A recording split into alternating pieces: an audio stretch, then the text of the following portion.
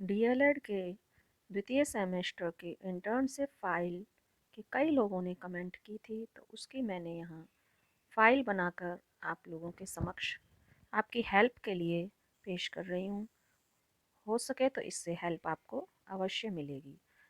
आप front page पे अपना, यदि आप डाइट से कर रहे हैं तो जिला शिक्षा एवं प्रशिक्षण संस्थान लिखेंगे। प्राइवेट कॉलेज से जो कर रहे हैं वो अपने प्राइवेट विद्यालय का नाम लगा के डीएलएड जो वर्ष है वो डालेंगे, फिर अपना नाम डालेंगे। नाम की जगह को मैंने थोड़ा स्किप कर दिया है, फिर डीएलएड द्वितीय सेमेस्टर डालेंगे। ये आपका फ्रंट बन के तैयार हो जाएगा। उसके बाद आप अंदर पहला पेज तैयार करेंगे। उसमें भी आप अपने विद्यालय का नाम, जैसे मैंने यहाँ ममता महाविद्यालय डाला है, DElEd 2023-24 internship file second semester, आवंटित विद्यालय का नाम डालेंगे। प्राथमिक विद्यालय नगला पाए, न्याय पंचायत एका, विकासखंड एका, फिरोजाबाद जिला। फिर यहाँ पर प्रशिक्षु का नाम वो मैंने स्किप किया है, और उसके बाद डीएलएड बैच 2022।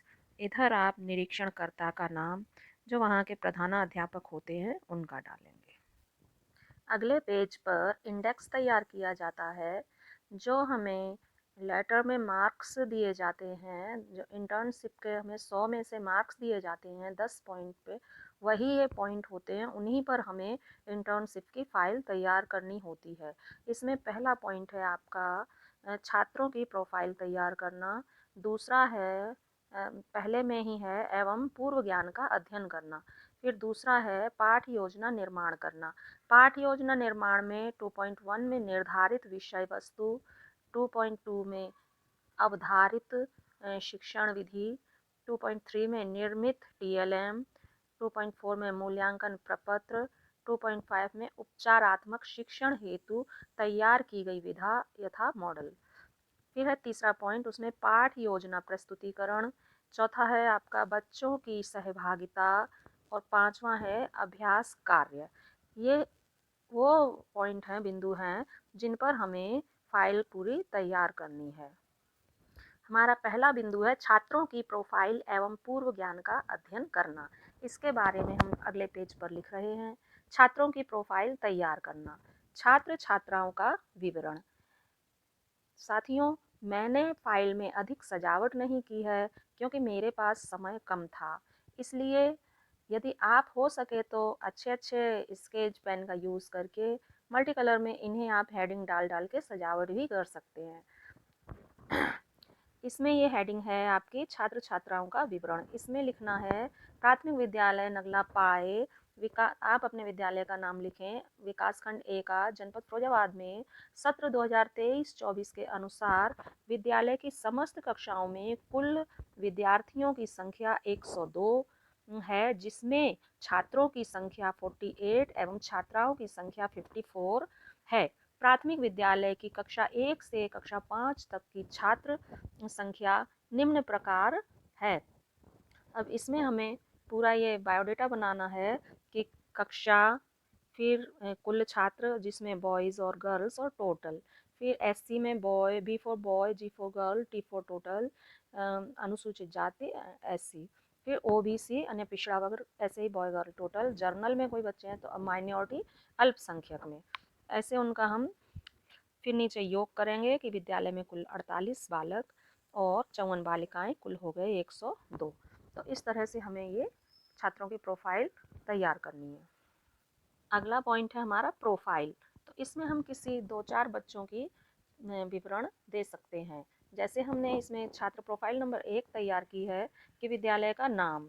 तो विद्यालय का नाम है प्राथमिक विद्यालय नगला पाए, छात्र का नाम है कुमारी कल्पना, पिता का नाम है श्री दुर्गपाल, माता का नाम है श्रीमती शकुंतला देवी, एवं कक्षा 5 में पढ़ती है, वर्ग उसका पिछड़ी जाति से संबंधित है, व्यवसाय उसके पिता का मजदूरी है। ऐसे ही छात्र प्रोफाइल दूसरी तैयार की है, विद्यालय का नाम, छात्र का नाम, पिता का नाम और माता का नाम, कक्षा 2 में, और वर्ग अनुसूचित है उसका, और व्यवसाय मजदूरी है। इस तरह से हम 2-4 बच्चों की प्रोफाइल तैयार करेंगे। नेक्स्ट पॉइंट है हमारा छात्रों के पूर्व ज्ञान का अध्ययन।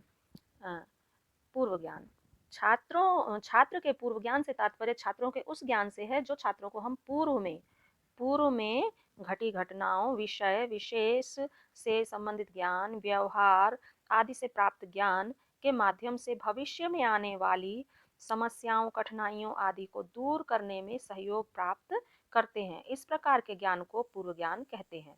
बच्चों के पूर्व ज्ञान का अध्ययन का पता लगाने के लिए हिंदी, गणित व सामान्य ज्ञान विषय का प्री टेस्ट लिया जाता है, जिससे यह पाया गया कि कुछ बच्चों का परीक्षाफल बहुत अच्छा रहा और कुछ बच्चों का परीक्षाफल मध्यम स्तर का रहा।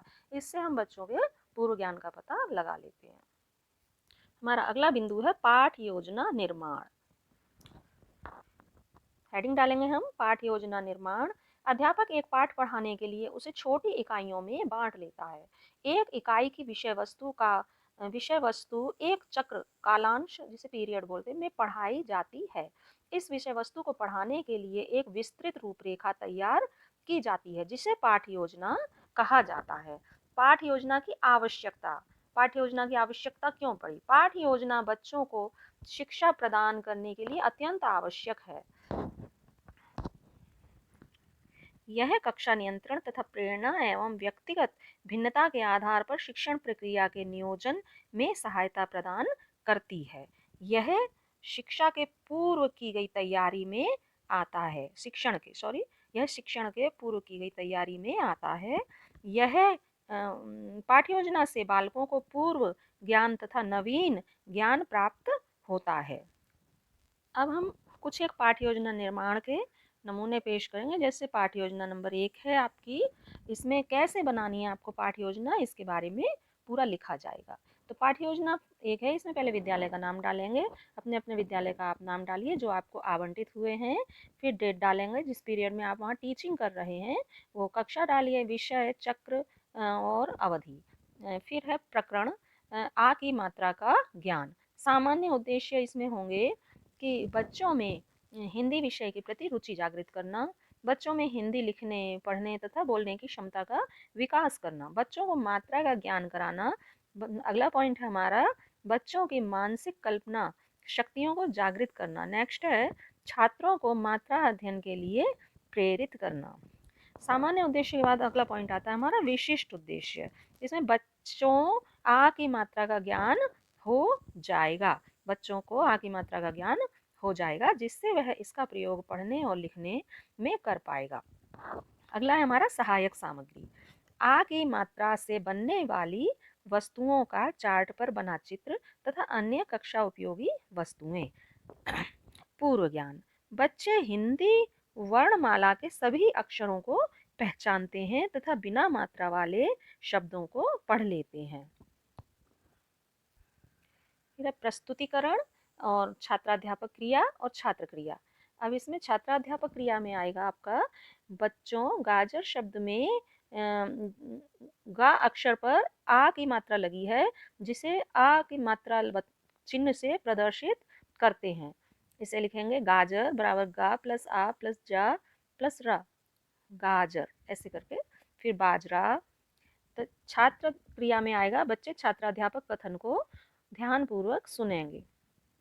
आगे है आपका बाजार, बा ऐसे ही बा ये गलती से लिख गया था इसलिए बा इक्वल टू बा प्लस आ प्लस जा प्लस आ प्लस रा। फिर उसको जो आ वर्ण है उसको मात्रा में प्रदर्शित करते हुए बा प्लस मात्रा जा प्लस आ की मात्रा और रा ऐसे करके बताएंगे। फिर है श्यामपट्ट कार्य। ब्लैक बोर्ड पे क्या हम कार्य देंगे वो देखिए। आग, आ प्लस ग, नाराज, जवाब। छात्राध्यापक बच्चों से श्यामपट्ट कार्य उतारने को कहेंगे। फिर है हेडिंग आपकी निरीक्षण कार्य। निरीक्षण कार्य में कक्षा अध्यापक कक्षा में घूम घूम कर छात्रों की कापियों का निरीक्षण करेंगे कि वह श्यामपट्ट कार्य उतार रहे हैं या नहीं। फिर पुनरावृत्ति प्रश्न। बाजार शब्द में ब अक्षर पर कौन सी मात्रा लगी है? दूसरा प्रश्न करेंगे नाराज शब्द में आ की मात्रा किस किस अक्षर पर लगी है? तीसरा प्रश्न करेंगे काम शब्द में का अक्षर पर कौन सी मात्रा लगी है? अगला प्रश्न करेंगे आ की मात्रा वाले दो शब्दों को बताओ। उसके बाद आएगा आपका गृह कार्य। आ की मात्रा वाले 5 शब्दों को बनाकर लाइए। ये आपका एक लेसन प्लान पाठ योजना खत्म हो गई। अगली पाठ योजना नंबर 2, उसी प्रकार पाठ योजना डालेंगे ऊपर। पाठ योजना दूसरी है। विद्यालय का नाम, अपने विद्यालय का नाम लिखिए, दिनांक, कक्षा, विषय, कालांश, मिनट लिखिए। प्रकरण है जोड़। सामान्य उद्देश्य है छात्रों में गणित के प्रति रुचि उत्पन्न करना, छात्रों को दैनिक जीवन में गणित की उपयोगिता बताना। तीसरा है छात्रों के मानसिक शक्ति का विकास करना, छात्रों को गणित की शर्तों व नियमों से परिचित कराना। पांचवा है छात्रों को गणित के प्रश्नों को हल करना सिखाना। अगला है आपका विशिष्ट उद्देश्य, छात्रों को संख्या जोड़ने का ज्ञान प्रदान करना, छात्रों को 2 और 3 अंकीय जोड़ का ज्ञान प्रदान करना। अगला है आपका सहायक सामग्री। सहायक सामग्री में चौक, डस्टर, लपेट श्यामपट रोलर बोर्ड होता है टीचिंग में जो ब्लैक कलर का ले जाते हैं, गणित किट आदि। गणित किट अब स्कूलों में उपलब्ध है, सभी स्कूलों में गणित किट दी गई हैं। उनमें कई चीज़ें होती हैं गणित को जो पढ़ाने में सुविधा देती हैं। पूर्व ज्ञान बच्चों को अंकों की सामान्य जानकारी है। अगला है आपका प्रस्तावना प्रश्न। इसमें क्रम संख्या, छात्राध्यापक कथन और छात्र क्रिया। पहला पॉइंट देंगे, बच्चों को चार्ट दिखाते हुए यह कितना लिखा है, बच्चे बताएंगे 65। दूसरा प्रश्न पूछेंगे छात्राध्यापक, यदि बच्चों 65 में 7 मिला दें तो क्या प्राप्त होगा, बच्चे बताएंगे 72। तीसरा है गणित की भाषा में मिलाने की क्रिया क्या कहते हैं, जोड़। चौथा है बच्चों 125 और 139 को कैसे जोड़ेंगे, ये समस्यात्मक प्रश्न हो गया।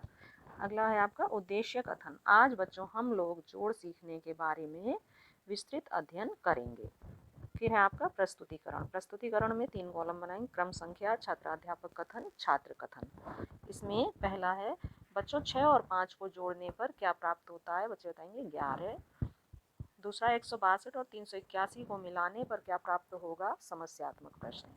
स्पष्टीकरण करेगा छात्राध्यापक, 2 या 2 से अधिक के योग को जोड़ कहते हैं। छात्र ध्यानपूर्वक सुनेंगे। अगला है आदर्श प्रश्न।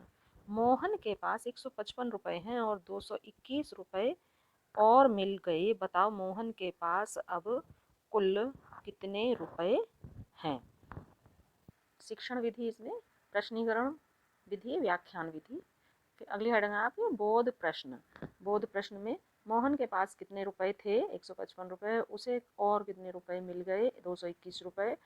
श्यामपट कार्य, 2 या 2 से अधिक संख्याओं के योग को जोड़ कहते हैं।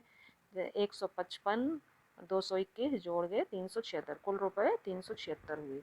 मूल्यांकन प्रश्न, 105 में 27 जोड़ने पर क्या आएगा। दूसरा प्रश्न, राम के पास 26 पेन हैं और मोहन के पास 32 पेन हैं, दोनों के पास कुल कितने पेन हैं। गृह कार्य में सवाल देंगे, 37 और 23 को जोड़िए, 97 32 को, 119 130 को, 642 542 को।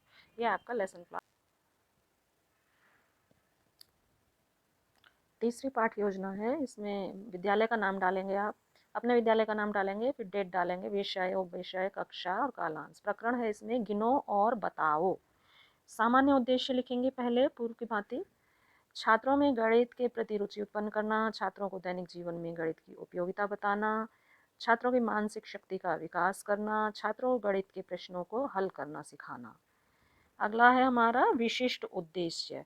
विशिष्ट उद्देश्य में छात्र कोई भी वस्तु गिनना जान सकेंगे, छात्र गिनती का अर्थ समझ सकेंगे, छात्र वस्तु को गिनकर बता सकेंगे। उसके बाद है शिक्षण विधि, व्याख्यान विधि तथा प्रश्नीकरण विधि। उसके बाद है सहायक सामग्री। सहायक सामग्री में चौक, डस्टर, श्यामपट, गणित किट, चित्र आदि।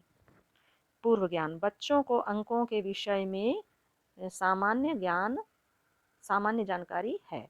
उसके बाद आता है आपका क्रम संख्या, छात्राध्यापक कथन और छात्र कथन।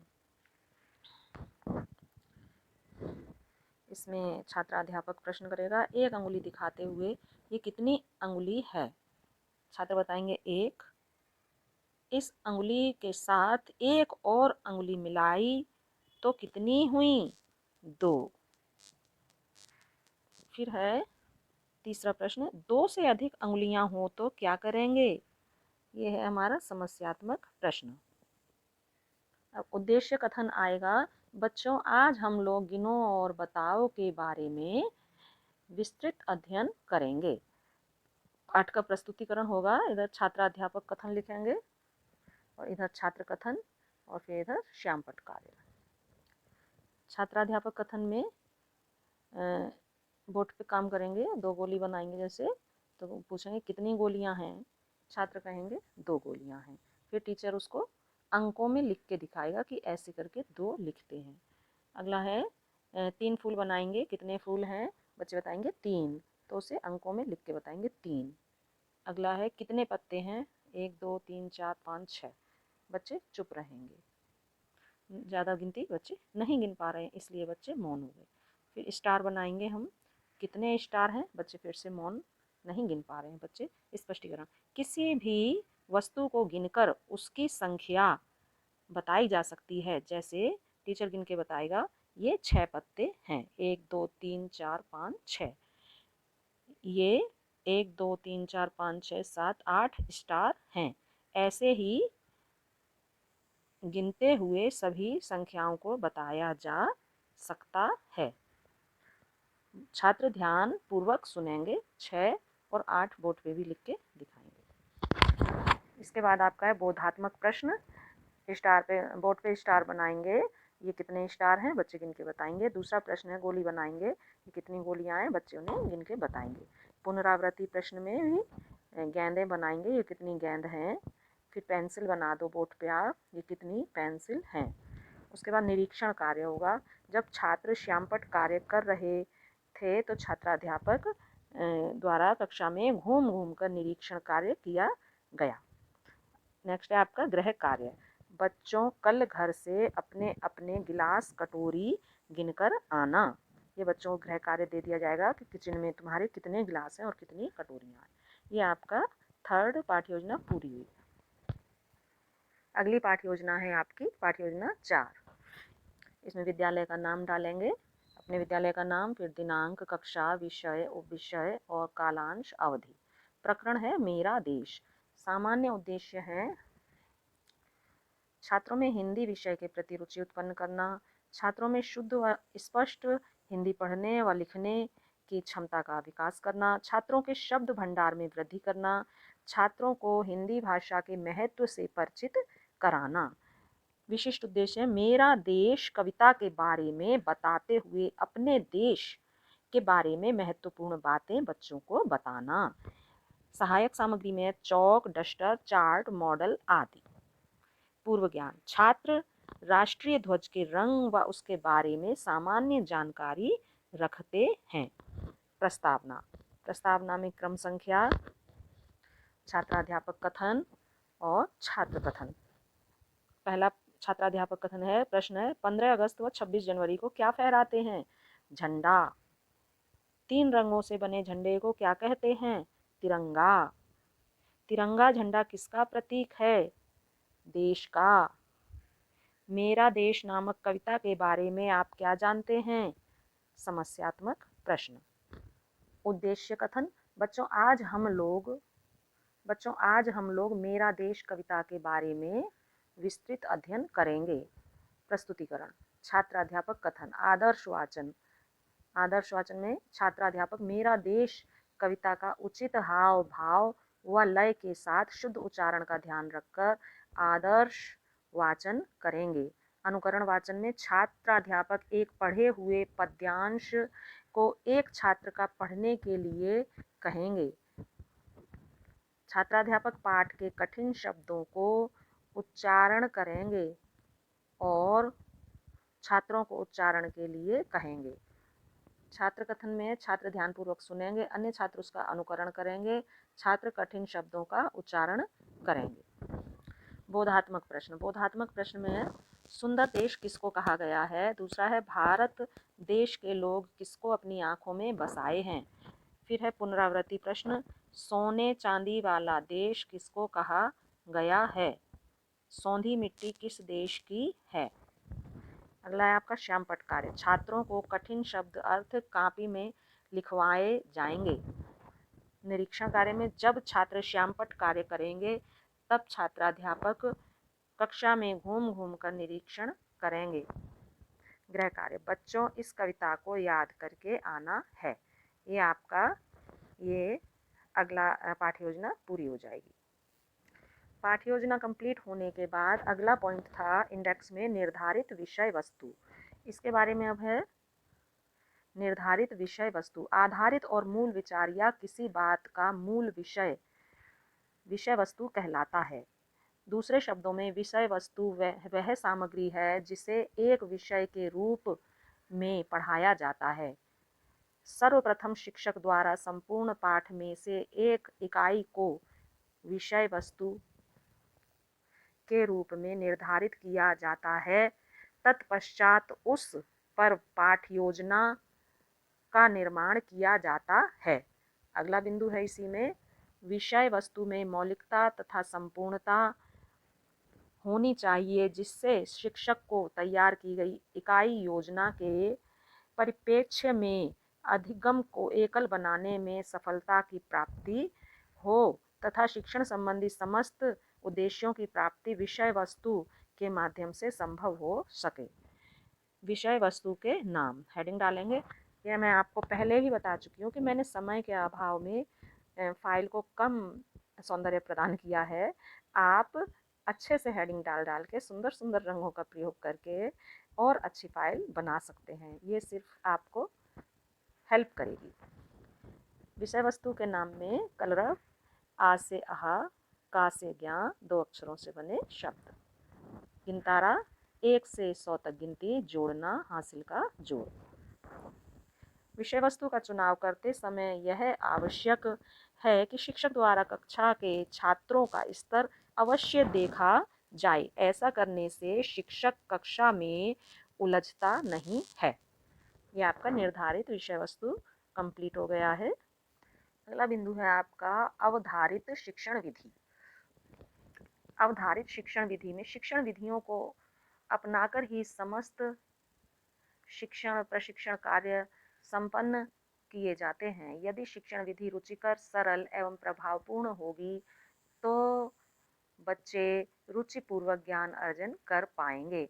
कथा कहानियों का समावेश कब और कैसे कहाँ करना है यह भी महत्वपूर्ण क्रिया है। इसे उपयुक्त शिक्षण अपनाकर प्रयोग किया जा सकता है। इसे उपयुक्त शिक्षण विधि अपनाकर प्रयोग किया जा सकता है। प्रयुक्त शिक्षण विधि में शिक्षक किस प्रकार से विषय वस्तु को छात्रों के सम्मुख प्रस्तुत करता है वही शिक्षण विधि कहलाती है। शिक्षण कार्य करते समय छात्राध्यापक कक्षा में निम्न शिक्षण विधियों का प्रयोग करता है।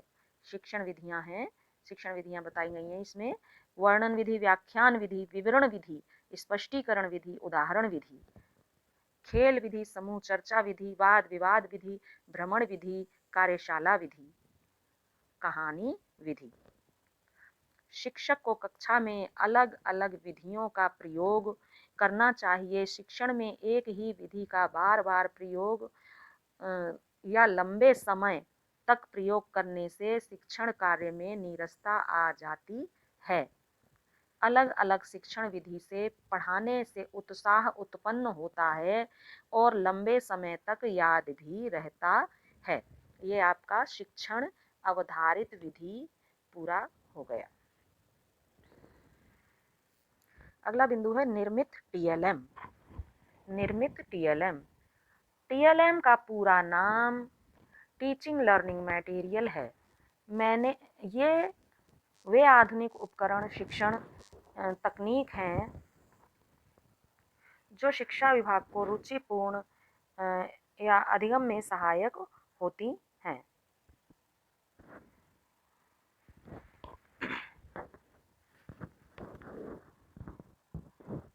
यह परंपरागत शिक्षण से कहीं अधिक उत्तम रूप में सामने आई है जिससे शिक्षण की गति में परिवर्तन व अधिगम स्तर में वृद्धि महसूस की गई है। टीएलएम को 3 भागों में बांटा है।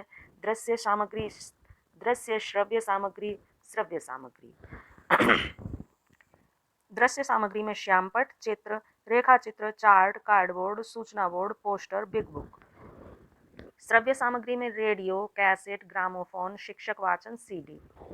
दृश्य श्रव्य सामग्री में film, television, projector, video clip, mobile phone आदि। ये आप आगे है शिक्षण में टीएलएम की आवश्यकता।